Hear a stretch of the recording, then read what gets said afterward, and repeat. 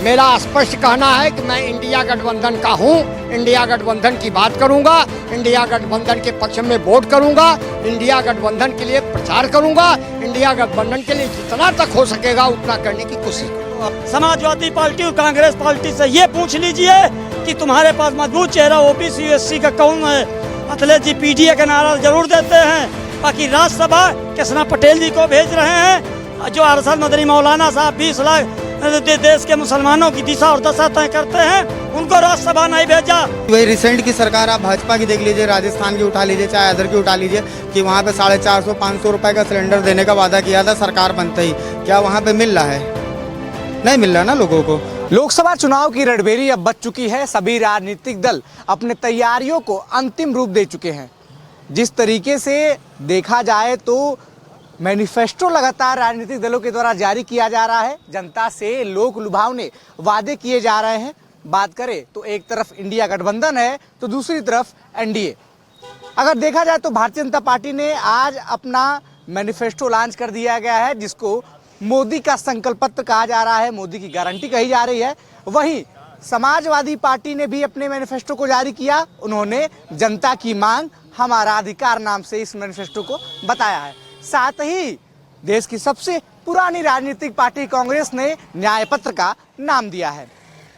अब जब भारतीय जनता पार्टी ने आज अपने मैनिफेस्टो को लॉन्च किया, उस समय लोकसभा चुनाव के समीकरण को देखते हुए जो सरगर्मियां हैं बढ़ती चली जा रही हैं। राजधानी लखनऊ में है हम, दारुल सफा ये जगह है। यहाँ राजनीतिक पंडित लोग कहते हैं, मिलते हैं, इनसे बातचीत करेंगे, पूछेंगे क्या प्रतिक्रिया उनकी है और खास तौर पे जो राजधानी लखनऊ की सीट है इस पे क्या समीकरण बैठ रहा है, इस पे भी जानकारी हासिल करेंगे। हमारे साथ कुछ लोग हैं, उनसे बातचीत करेंगे। जिस तरीके से भारतीय जनता पार्टी ने आज अपना मैनिफेस्टो लॉन्च किया, उसको संकल्प पत्र कहा जा रहा है, 24 कैरेट सोने खरे सोने की गारंटी कहा जा रहा है, मोदी की गारंटी कहा जा रहा है। तमाम ऐसे मुद्दों पर ध्यान केंद्रित करने की बात कही गई है जो जनता से जुड़े हुए हैं। किस तरीके से इस मुद्दों को देखते, क्योंकि विपक्ष लगातार इसको लोक लुभावने वादे के नाम से देख रहा है। ऐसा है, हमारे देश में सभी लोग लुभावने की बात करते हैं, इसमें कहीं दो राय नहीं, लेकिन सबसे ज़्यादा जुमलेबाजी माननीय हमारे देश के प्रधानमंत्री जी नरेंद्र मोदी जी। क्या बात कर रहे हैं? मैं गलत नहीं कर रहा हूँ। यदि पुरानी बात याद करें, पुराने से शुरू करें तो बहुत समय लग जाएगा, चूँकि वर्तमान को कहिए। ये अंग्रेजी में ही इनकी भाषा चलती है, जैसे अंग्रेजी में इनकी भाषा चलती है। अभी आया ना electro bond, make in India, shining in India, देश बेचने की इंडिया।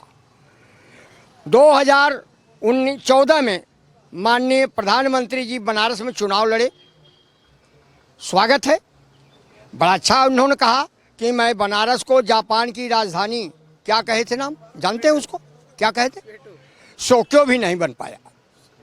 और हाँ, उसके बाद चर्चा करूं तो अदर पार्ट बनारस के घाटों की सफाई देखिए, साफ सुथरी हुई है, लाइटिंग की व्यवस्था हुई है, तमाम चीजें हुई हैं, इसको क्यों नकार रहे हैं? ऐसा है, लाइटिंग की व्यवस्था उनकी नहीं देन है। ये आप मान के चलिए कि विपक्षियों की पहले की सरकारें धीरे धीरे वर्क करती थीं, ये केवल हाफ लाइन ऑनलाइन की बात करते हैं।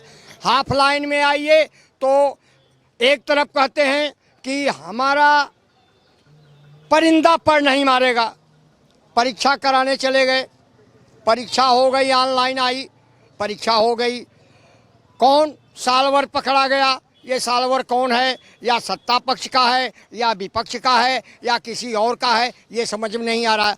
दूसरी बात, बनारस की चर्चा मैं कर रहा था, बनारस में आज भी गड्ढा मुक्त कहीं नहीं, गड्ढा आज भी। लखनऊ की बात कीजिए, लखनऊ में है, लखनऊ की बात कीजिए, रविदास मल्होत्रा इंडिया गठबंधन से हैं, राजनाथ सिंह एनडीए से हैं, इस सीट का समीकरण बताइए। देखिए ऐसा है, मैं तो सीधे सीधे मेरा स्पष्ट कहना है कि मैं इंडिया गठबंधन का हूं, इंडिया गठबंधन की बात करूंगा, इंडिया गठबंधन के पक्ष में वोट करूंगा, इंडिया गठबंधन के लिए प्रचार करूंगा, इंडिया गठबंधन के लिए जितना तक हो सकेगा उतना करने की कोशिश करूंगा। पॉलिटिकल क्रेडिबिलिटी है यहाँ के कैंडिडेट की, एनडीए के जो उम्मीदवार हैं और जो इंडिया गठबंधन के उम्मीदवार हैं, आपको नहीं लगता कि बहुत डिफरेंस है राजनाथ सिंह और रविदास मल्होत्रा में? हाँ, बहुत है।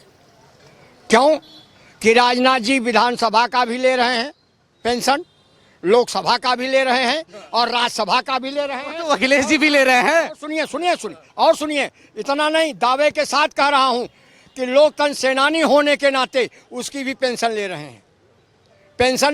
पेंशन हमारे देश में पेंशन एक होनी चाहिए, चाहे जो भी हो। मैं इस पर पहले लोग संकल्प में पत्र में तो इसको लिया नहीं, कम से कम लेना चाहिए था ना। कि बहुत अच्छी बात इन्होंने कही कि एक पेंशन जो है वो उनको लेनी चाहिए। एक पेंशन की बात इन्होंने कही, जहाँ तक ये चीज़ें अच्छी लग रही हैं, जस्टिफाई हो रही हैं कि one nation one rank one pension तमाम चीज़ें चलती रहती हैं। वन नेशन वन इलेक्शन की बात मैनिफेस्टो में भारतीय जनता पार्टी कर रही है। साथ ही साथ AI पे जोर देने की बात कर रही है, 5G से 6G बनाने की बात कर रही है। तमाम ऐसे मुद्दे हैं जिन पर वो लगातार बोल रही है। हर पार्टी जो है अपनी अपनी मैनिफेस्टो में अलग अलग मुद्दे भी रख रहे हैं। हम और भी लोगों की तरफ रुख करेंगे और पूछेंगे कि जिस तरीके से आज भारतीय जनता पार्टी का मैनिफेस्टो आया है, जो 3 अलग अलग पार्टियां हैं, समाजवादी पार्टी, कांग्रेस और भारतीय जनता पार्टी, किसके मैनिफेस्टो में ज़्यादा दम है, किसके मैनिफेस्टो में वो बातें हैं जिससे जनता देखकर उन्हें वोट करेगी? भारतीय जनता पार्टी के मैनिफेस्टो में दम है। और दूसरी चीज़ हम आपको बता दें, वही सबसे ज़्यादा कामयाब होगी। अगर 400 पार भारतीय जनता पार्टी की सीटें कह रही हैं तो बल्कि मोदी जी नहीं कह रहे हैं, जनता कह रही। और दूसरी चीज़ हम आपको बता दें, पिछड़ा वर्ग आयोग को संवैधानिक दर्जा भारतीय जनता पार्टी ने दिया, इलाहाबाद हाई कोर्ट से खारिज किया और सुप्रीम कोर्ट से बहाल कराया। और भारतीय जनता पार्टी के प्रधानमंत्री माननीय मोदी जी से मैं अनुरोध करना चाहता हूं कि जाति जनगणना हो जाए। जाति जनगणना होने से जिसकी जितनी भागीदारी उतनी हिस्सेदारी। समाजवादी पार्टी और कांग्रेस पार्टी से ये पूछ लीजिए कि तुम्हारे पास मजबूत चेहरा OBC SC का कौन है। अखिलेश जी PDA का नारा जरूर देते हैं, बाकी राज्यसभा कृष्णा पटेल जी को भेज रहे हैं।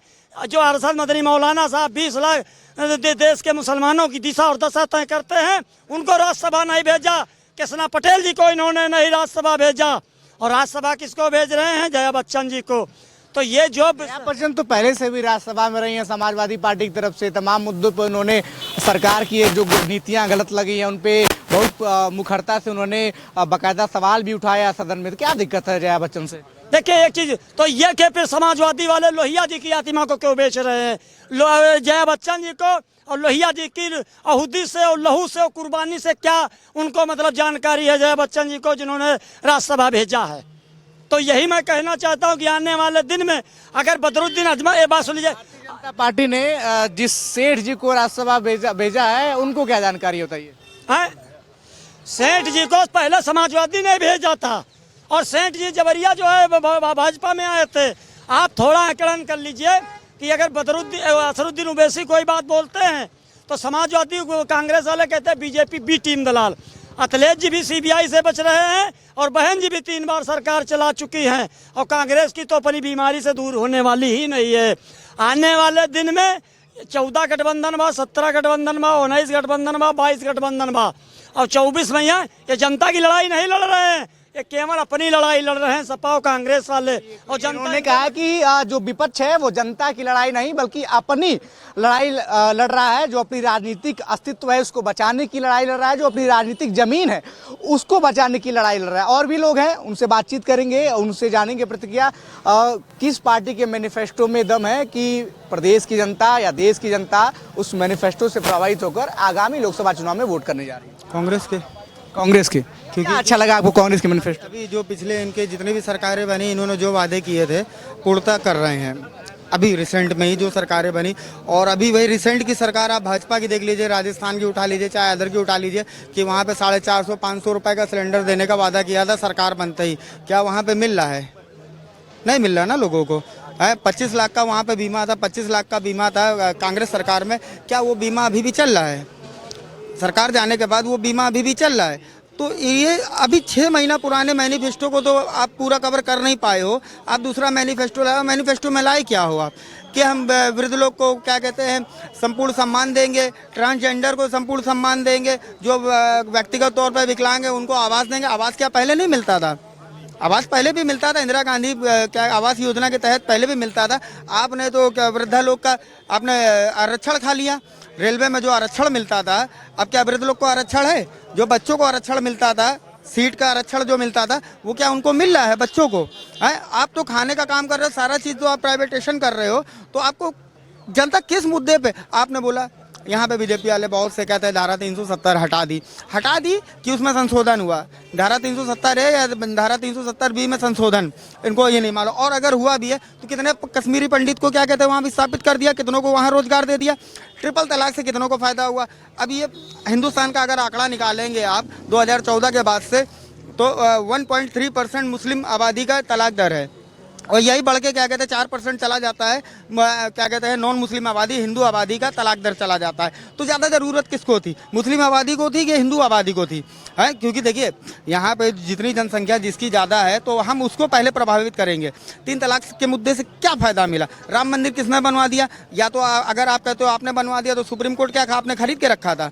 राम मंदिर बनाने की बात तो भारतीय जनता पार्टी अपने मैनिफेस्टो में करती आई है, सार्वजनिक तौर पे कहती आई है कि राम मंदिर हम बनाएंगे। किसी सुप्रीम कोर्ट कानूनी प्रक्रिया से वो बनाए, ये बात सबके सामने है। लेकिन और किसी पार्टी ने कभी ऐसा कहा नहीं कि हम मंदिर बनाएंगे या वो बनाएंगे या 370 हटाएंगे या 35 की बात कहेंगे। ये तो वो धड़ल्ले से खुलेआम कहते आए हैं। जिन्होंने ये रथ यात्रा निकाली थी उनको तो दरकिनार कर दिया। जो सबसे पहले बिगुल बजाए थे लाल कृष्ण आडवाणी, उनको तो क्या कहते हैं दरकिनार कर दिया। भारतीय जनता पार्टी कहती है कि वो व्यक्ति विशेष की पार्टी नहीं है, एक संगठन है, पार्टी विचारधारा है, ये बात तो लगातार कहती रही है। जिसने बिगुल बजाया आपने उसको किनारे कर दिया। और 1992 में पहला ताला किसने खोला था राम मंदिर का? कौन सी सरकार में खोला था? और जो क्या कहते हैं कार सेवक जो मारे गए थे मुलायम सिंह सरकार में, लॉ एंड ऑर्डर किसका था? उसको तो लोग कहते हैं कि साहबानों वाले मुद्दों को टैकल करने के लिए किया गया। पूरी बात तो सुन लिया करिए मेरे भाई। अब जिस तरह से ये बात करते हैं, देखिए बात तार्किक पे तौर पे होनी चाहिए। है जो लॉ एंड ऑर्डर होता है वो डीएम के हाथ में होता है। उस समय जो डीएम थे, डीएम के आदेश पर गोली चली कार सेवकों पर, हमारे कार सेवक मारे गए। आज डीएम को आदेश किसने दिया होगा?